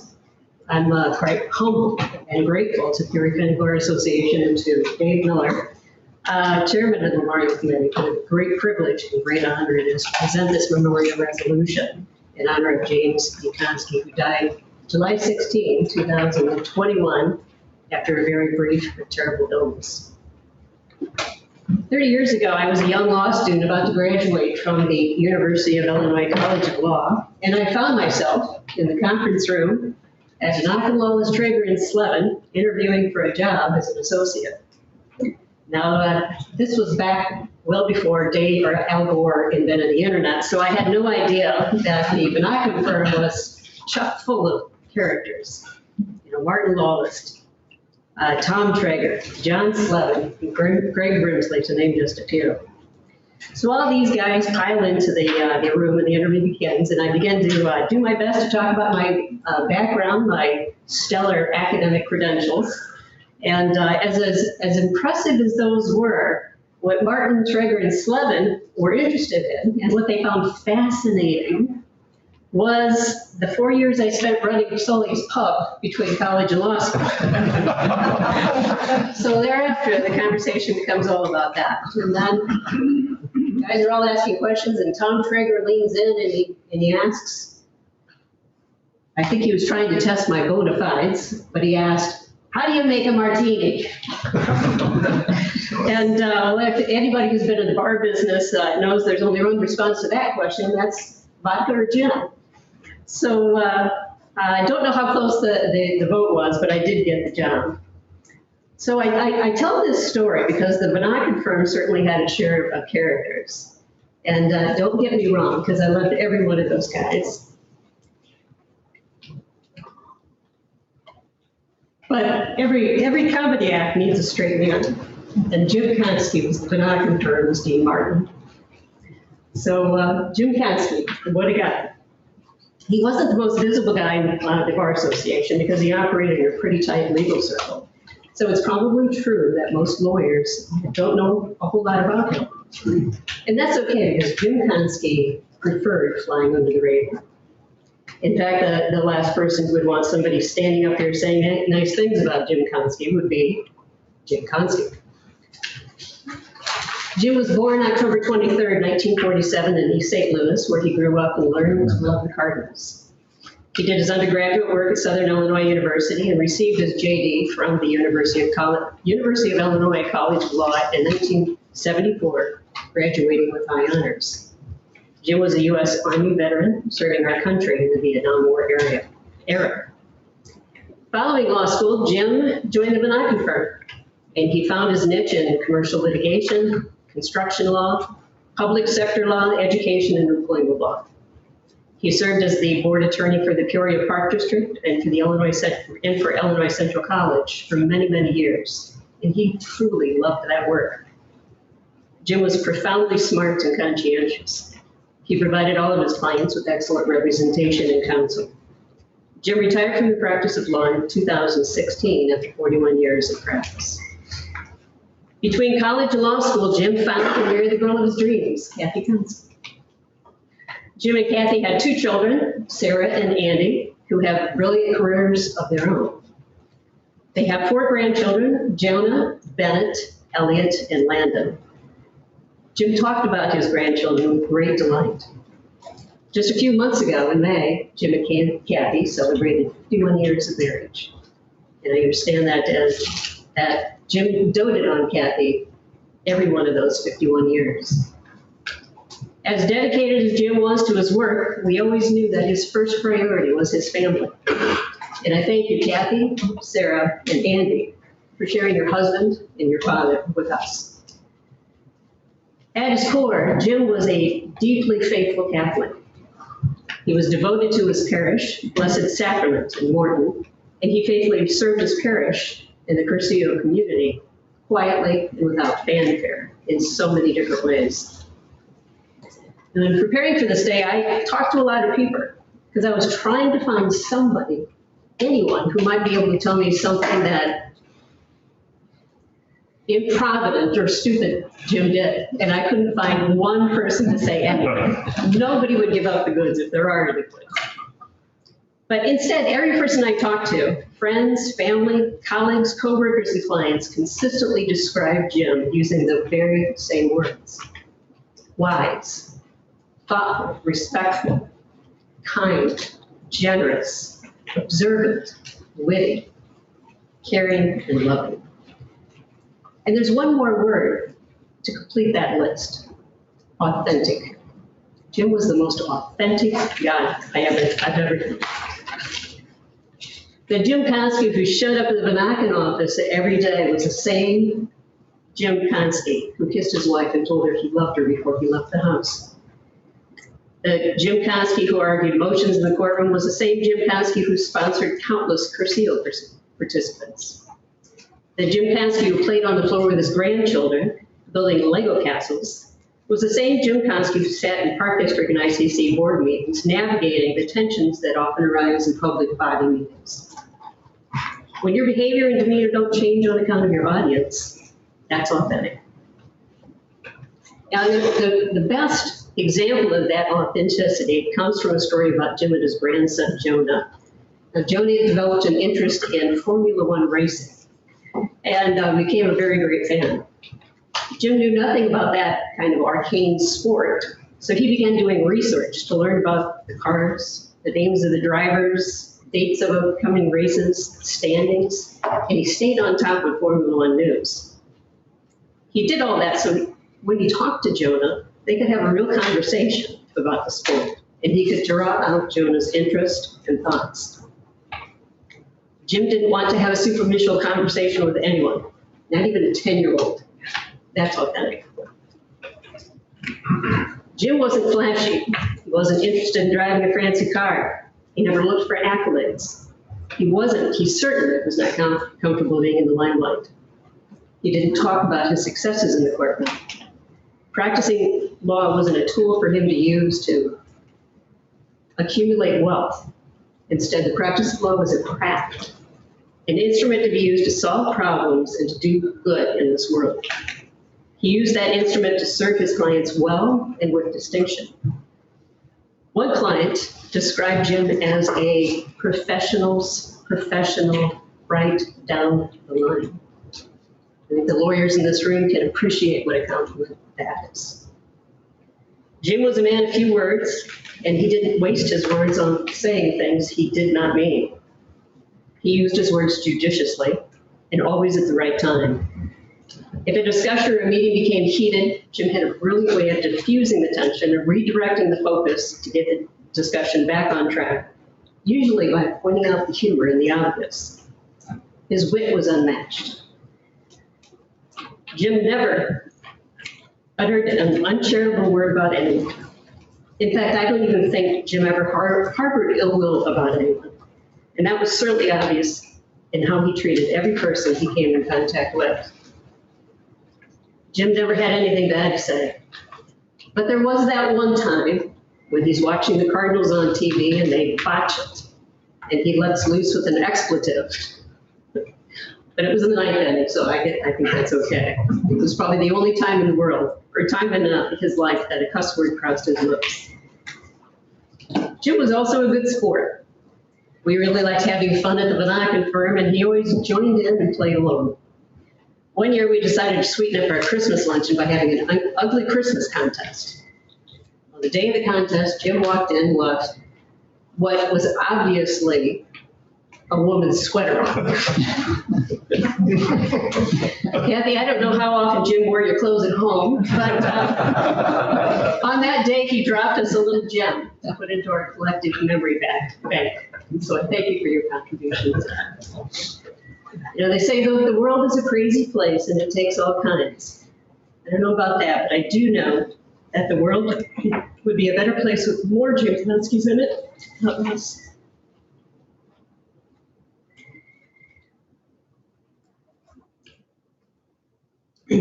Jim will be missed by all who knew and loved him.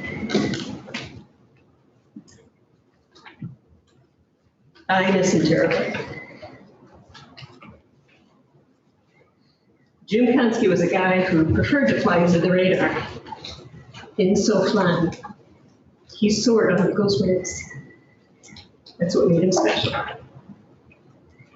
So I hereby move that the membership of the Peoria County Bar Association express our deepest sympathies and sorrow on the passing of our colleague and friend, James E. Caskey, as well as our appreciation for his life, his dedication to the law, and his friendship.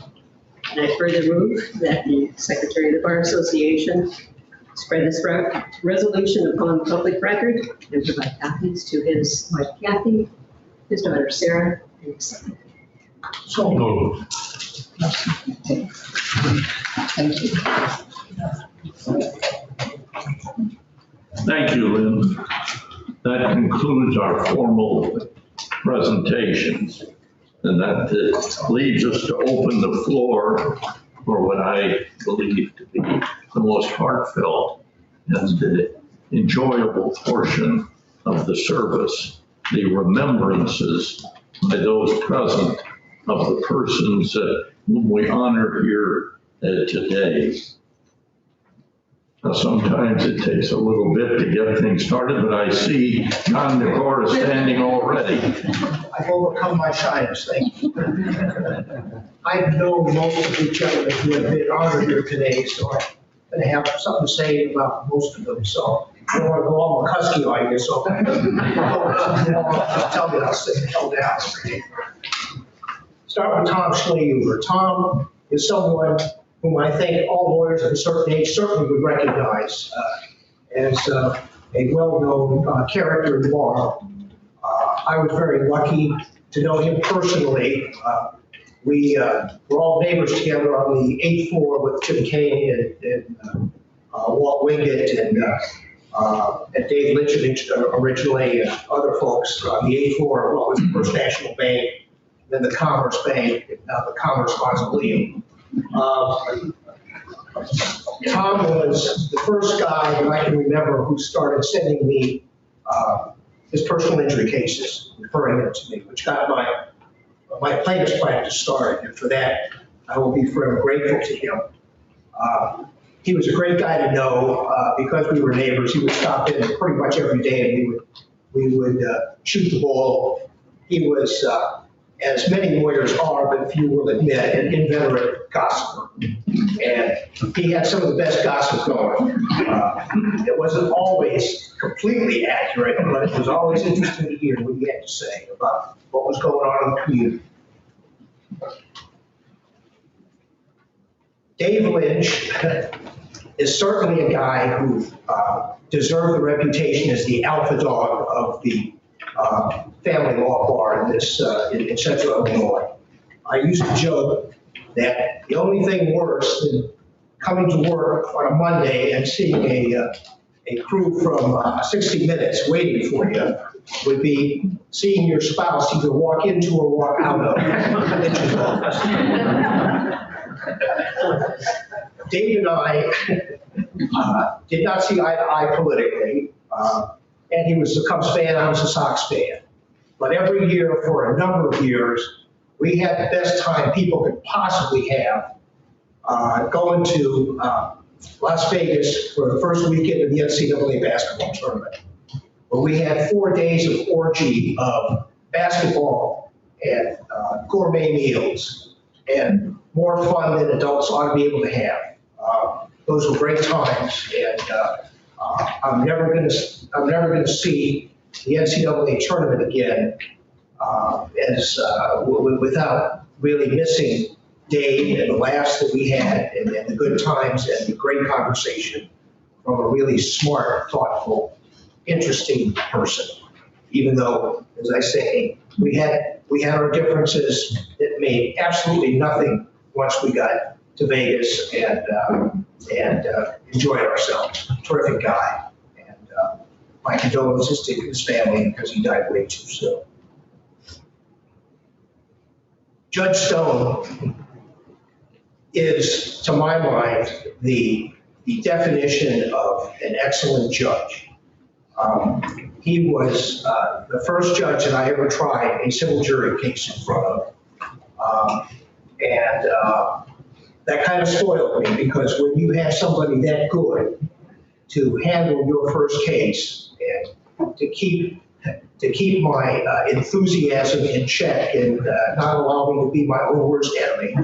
I was trying a case with Elmo Coos, another name from the past that some people might recognize, and I was defending this case, and it was an insurance defense case. It wasn't going well for Elmo, and Elmo just stood up and told the jury in the form of a question to a witness that there was insurance in this thing. And of course, I was upset, stood up, violated the motion to eliminate that I carefully drafted, asked for a mistrial, and Judge Stone denied it flatly. And I was PO'd, and I sat down, and it took me about a half an hour to figure out that he was doing me a favor, because the jury did come back with the not guilty. And instead of having this whole thing over again, as I say, he saved me from myself. I think that all the fine judges, and we've had a bunch of them come through this courthouse back in that year that followed Judge Stone, and I think that those judges, I think, all took a page from what Judge Stone was like and incorporated that into how they became the fine judges that they were. So I think they all kind of owe a debt of gratitude to Calvin Stone. Speaking of fine judges, Justice Heupel was another judge who I was privileged to try cases with when he was sitting in trial court in Pekin. And he was as fine a judge as you never want to have try a case. He did a great job of calling the balls and strikes. Never had a perception of whether he was plaintiff or defense oriented. He did an excellent job. And he then, as noted by his son, served for 10 years on the appellate court and then on the Supreme Court. And all of us probably remember the press coverage that he got while he was sitting on the court with respect, first of all, to the so-called Baby Richard case, and then an event that the police encountered that he had back in Pekin while he was sitting on the Supreme Court, and the excoriation that he received from the press, totally undeserved for those things. It's still something that upsets me. I got to know Justice Heupel really well after that Pekin event, and I would say this: there was never a better public servant that I ever encountered that was devoted to the law, to doing the best possible job for the people of the state of Illinois. And I think he was a terrific guy, and I think that the legal community certainly appreciates what a terrific judge and what terrific service he rendered to the state of Illinois on all three levels of our courts. Robert Bach, Nate, you're absolutely right. What a terrific guy. I mean, nobody who knew Rob didn't like him. He knew how to have a good time. Smart as hell.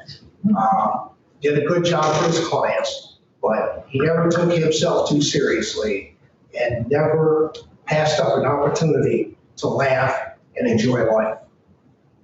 Left us much too soon. And my condolences to you and your brother. Jim Koski, nicest man you'll ever meet. Just a totally nice guy. Most people never had a chance to know him. I hung out with that Banaka firm doing co-counseling stuff with John Slevin and got to know Jim a little bit. Our paths never crossed other than that, but just a really nice man and a terrific person who once again left us way too soon. Brett Allen, I was privileged to actually try a case to verdict against Brett, and a gentleman in every sense of the word, and you know, what a wonderful experience to be able to say that I knew him and actually get to try a case against him. And I'll never forget that. And then speaking of trying cases, Vern Dentino,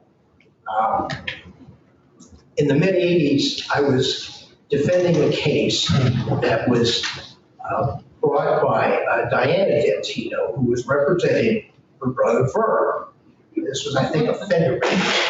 It was in front of Judge Whitney. And so the first witness, Vern, comes in with Diana, and she calls her first witness. And the first witness gets on the stand. What's your name? My name's Vern Dentino. And we look around and, the Vern sitting here next to his lawyer, Vern and Judge Whitney's looking at me, and I'm looking at him, and the sentence says, how can you be Vern Dantino? You're not his dad, are you? No, I'm his brother. You guys are both named Vern? Yeah. Judge Whitney gets this rather puzzled look at me. Okay. So, and the case goes back and forth, and there was actually a court reporter there, and she was just, couldn't keep track of what was going on. And this was probably the most confusing event I was ever through. But it was one of those things that you remember, and Ferdinand was a good guy. His health problems there at the very end were very sad to see, but for that matter, I had two very, very nice people, and probably the other Vern was too. I just didn't know him. So that's my story. Thank you. Any other thoughts or observations? Is that you, Spence? Thank you. This is a sad day for me. You don't have to leave the mask on while you're talking. In looking at the list, I realized today, I think for the first time, I officed with David Lynch, I officed with Vern Dantino, and I also at one point officed with Tom Schley. And I miss them all. They were all wonderful. It was an honor and a pleasure. Vern was one of the greatest people I've ever met. Everything said about him was true and more so. This guy felt that there was no such thing as a paying customer. He would take any case for free. He would help anyone. I believe that when he officed with me, he subbed leased from me. And I asked my secretary, I said, is he paying me rent? And I realized that I wasn't charging him. It was, I believe, the Raven building. David Lynch, and I'll try and make it short, if it wasn't for Dave and his assistance in giving me the ability to trust my legal ability, because without him, I wouldn't have had the gumption to do what I was doing. In fact, one day I walked into the office pretty early, and his secretary is going berserk. It's like 7:30 in the morning. And I'm going, well, what's going on? She says, look at this, just look at this, Colleen. I said, look at what? And she was showing me her child support checks. I said, yeah, you gave child support. She said, but look what the county's doing to me. I said, what are they doing to you? They're overcharging me a nickel on the postage stamps. They're paying both rate, and they're billing me at full rate. I said, this is a travesty. So I sued the county in a class action. True story. And I remember the editorials attacking me, and Judge Gorman, judge, and I'm filing this class action. He says, Spencer, as long as I'm the judge in this case, this will never be certified. And we settled. Thank you. So it's my turn, and I speak as the last survivor. As you can probably appreciate, most of you who know me know that I've tried to have my share of cases to verdict in this courtroom and the other courtrooms here in Peoria County, Tazewell County, Fulton County, and throughout downstate Illinois and points north. Listening to Rex talk about Fred Allen, who was my friend and my parents' neighbor at one point. My father introduced me to Fred. He said, this is a lawyer to me. I was in law school. He said, this is a lawyer you probably ought to know. And Tilly Durgis Allen grew up down at the end of Elm Lane, so of course I knew Tilly very well. I also had experiences with Louis Knobloch, with whom Fred joined upon starting the practice in Peoria. And I could tell some stories there, but won't.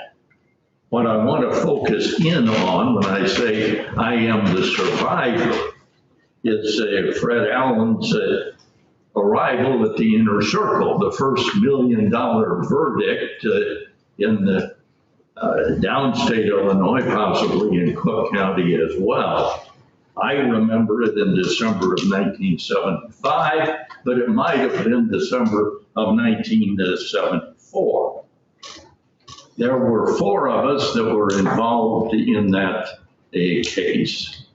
There was Bill Velker, who represented, the case was Roth versus Ford Motor Company. And it was what we learned learned in that case as a product liability suit, which was a fairly new concept involving the so-called second collision. The second collision is not that the product caused the accident and the injury, it is that the product failed to prevent the injuries. And this was a rear end on a Mercury Zephyr out on Route 29. Roth was a surgical nurse, and she stopped on Route 29 to shake her fist at somebody ahead of her and was hit in the rear by a 14,000-pound truck going 40 miles an hour. And that caused the seat back to collapse, threw her into the back seat, and she suffered a fracture at the T4-5 level and was a paraplegic from that point forward. Fred Allen represented her, Bill Velker at Ford Motor Company, and I had Heydrich Lincoln Mercury, the dealer, which was just as liable if Ford was liable as Ford, and we were both being paid by Ford. And Cal Stone was the judge. And we were dealing with new concepts. And we tried that case for 2 weeks. And Judge Stone did a wonderful, wonderful job, as did Fred, and as did Bill Velker. I won't critique my own abilities because I think at the time I was 31, 32 years old, so I was learning by sitting at the feet of these 2 masters. And it went back and forth, expert witnesses on the design of seatbacks, testing that Ford Motor Company had conducted. As I recall, the testimony was that in order to get this kind of force, you would have to drop this Lincoln Zephyr from the 30th floor of a building, and that strike the concrete in order to deflect that seat back, that no seat back would ever be designed to withstand that force. So after the case went to verdict, and here's when I knew we were in trouble. One of the jurors, it's interesting, isn't it, how some things you never forget. One of the jurors was a little cake baker from Princeville, I think. And she was waiting she was an alternate juror waiting while the other jurors deliberated in the case. And I came back over to the courthouse while the deliberations were going on. She was sitting out in the hall waiting for a ride back with one of the sitting jurors. And so I go up to her, you're always curious, and say, what did you think about the case? And she says, I could have told Ford Motor Company how to build a better seat than that. And I knew we were in trouble. Then that evening, I was at home.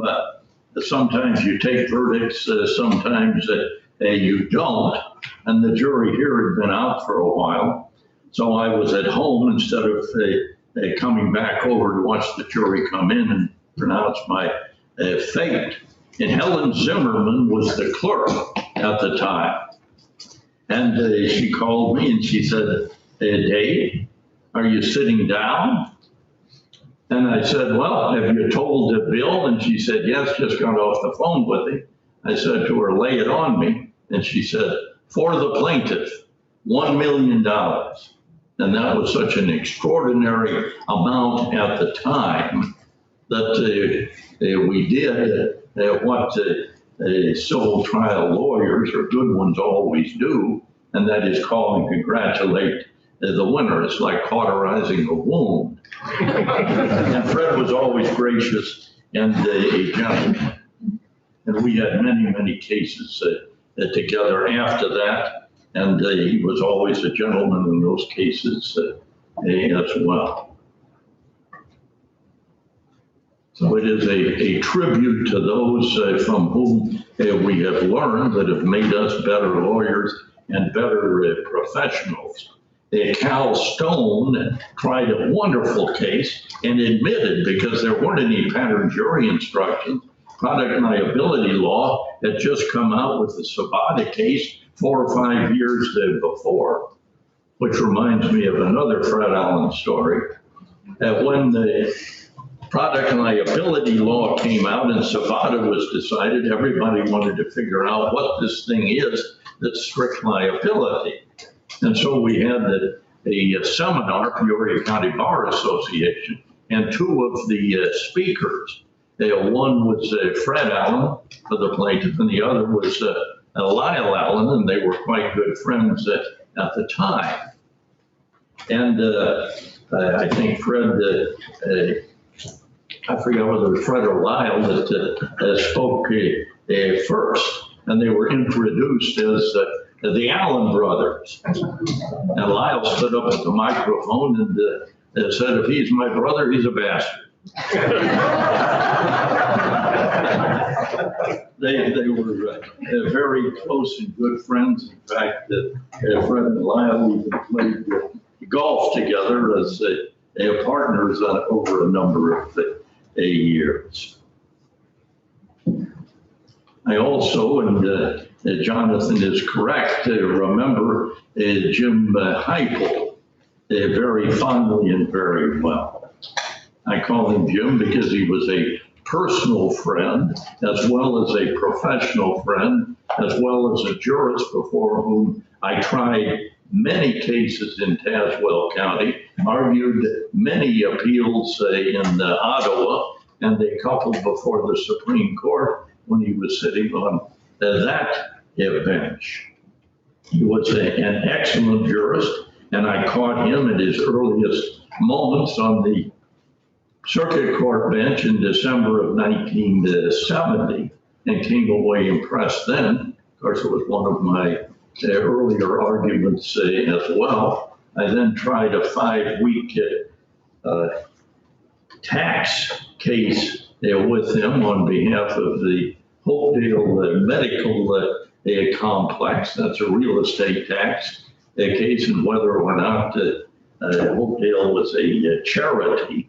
And we went back and forth. I went back and forth with none other than Carl Reardon. And those of you who know Carl know that was an experience. And subsequently, Jim appointed me to the IPI Committee on Pattern Jury Instructions, where I sat for many years. He was a good man, a thoughtful jurist, but one who had his fixed opinions on the things. And I'm talking about legal concepts. I never, he and I thought pretty much alike on politics, and never talked to ball clubs. But I was arguing a case before him on the 3rd District. and he disagreed with me. And usually, you make your point, they disagree with you, they ask you a question or two, and then you move on. But he wouldn't let go. Like a bulldog, they're grabbing onto a pant leg, and for the next 5 minutes, it was, can't you answer this? Why can't you answer this? You say you're right, and so forth, but we remained very good friends despite it.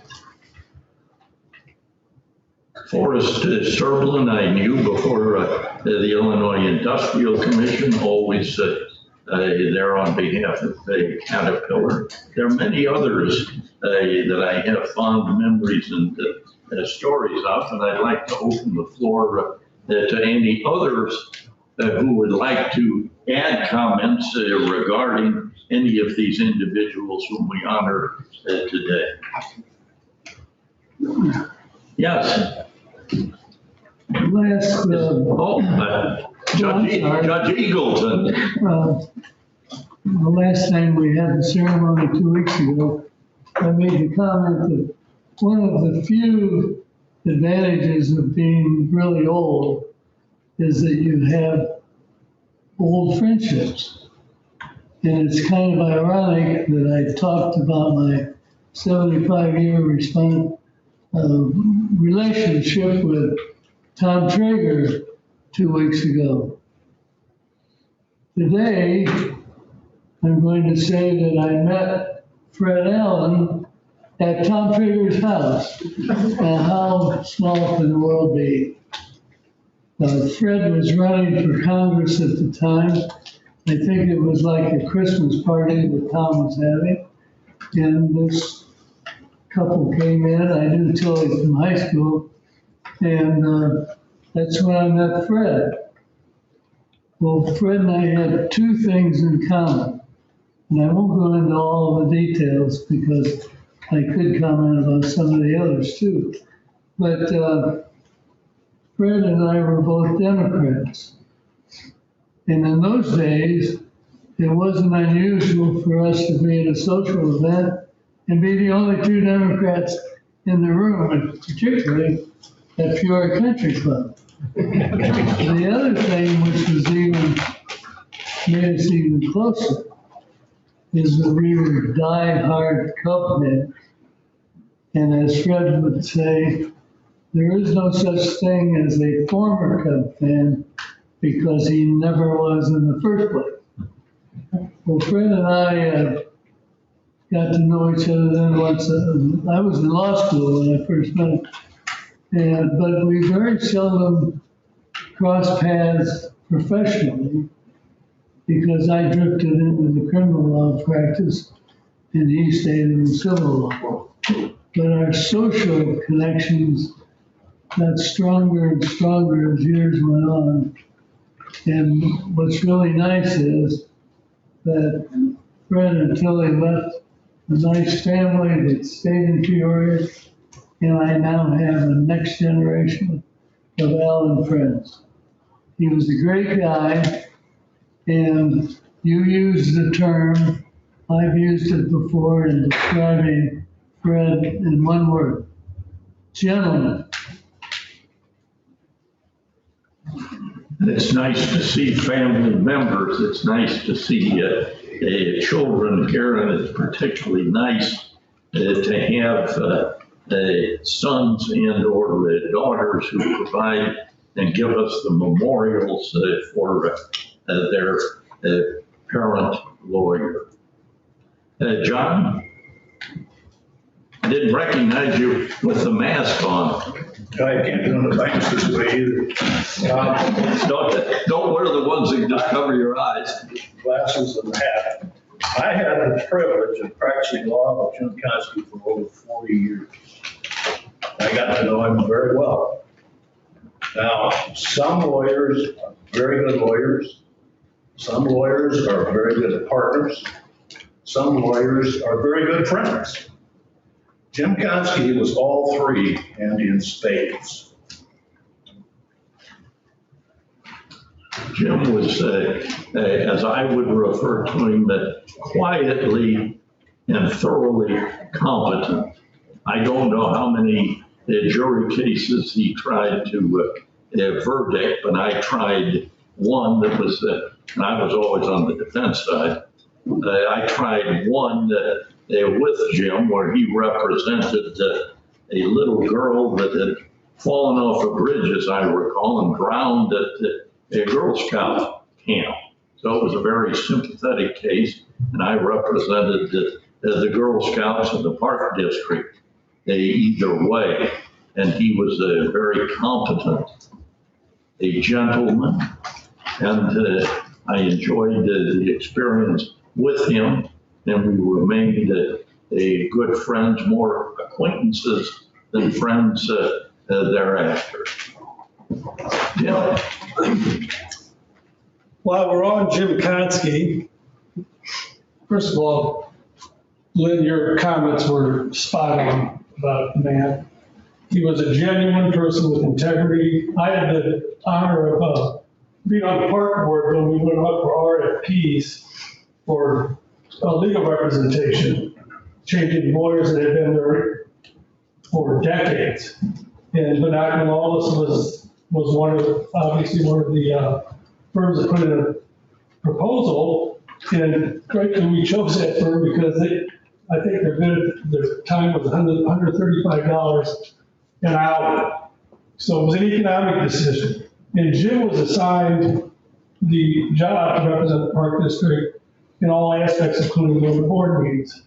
He was very unassuming, Jim was, but he was very effective in court. He without hesitation, got excellent results, great demeanor. But after about 20 years on the board, we looked at the legal bills and it was still $135 an hour. And I said to Jim, you're making us look like a cheap outfit, and you got to raise your fees. And he never did. The day he retired, he never raised his hourly rate above $135, which was the original money bid. And he told me, I said, Jim, why don't you do this? He says, you don't understand, I'm not doing this for money. I love the Park District, I love my clients. He was a great man. I'd like to just say a brief word about Justice Heupel. I was a law clerk for Justice Heupel when he was on the Supreme Court back in 1998. And I came to clerk with Justice Heupel after clerking with Judge McCuskey. And let's say they were very different experiences. In fact, Justice Heupel gave me a book for Christmas, which was a 1,200-page book on envy. Which is not exactly what I got from Judge McCuskey. I still have the book, I still haven't read it, but I still have it. It's a fond gift for him. But what I really wanted to say is that I had made a 2-year commitment with Justice Heupel, and after 6 months, a job with the federal defender opened up here in Peoria, which was my dream job. And I had decided that I would not apply for that job unless Justice Heupel gave me his blessing. And so I went in to talk to him, very nervous, explained the situation to him, fully expecting him to hold me to that 2-year commitment, and rightly so. And his immediate reaction was, what can I do to help you get that job? And not only did he help me get that job, but he helped me negotiate a better starting salary. I just think that demonstrates the kind of man he was, that he put any interest in having me keep that commitment over the fact that he wanted to help me as a young lawyer get the career I wanted. It could have been just wanted to get rid of me, but I like it. But I really owe my career to him, because if that answer had been different, I don't know what my career would look like. It would be very different. Yes, I don't know if it's appropriate that a civilian speaks in this courtroom. Yeah, absolutely. Fortunately, never been in this courtroom in my time in Peoria, but I would make a brief comment about my father-in-law, Fred Allen, who a couple of people have talked about him and described him as a gentleman. He was more than a gentleman. He was a true gentleman in every aspect of the word. And when I was courting my wife back in 20 years ago, he was very accepting, but the famous Reagan line wanted to verify.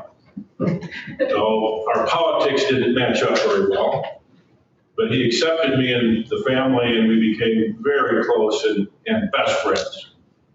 And he was mentally sharp right up till his last few days and could recall things that I can't recall last year.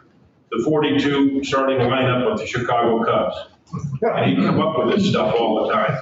I said, how do you do this, Fred? And we had great chats, but I'll end with a cute little story. You all may remember that he and Tilly spent their winters in Palm Springs.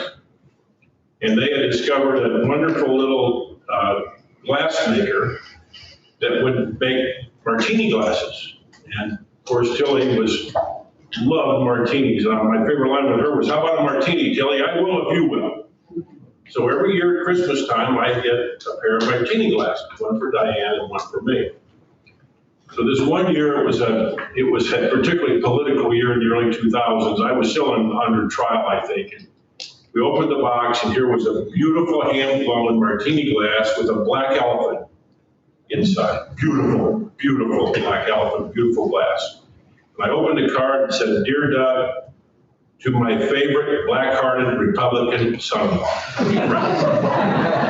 That was my true gentleman father. Thank you very much.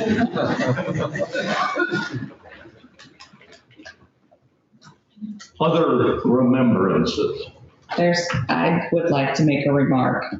Judge Gillis really wanted to be here and extend his sympathy to Evie and her family.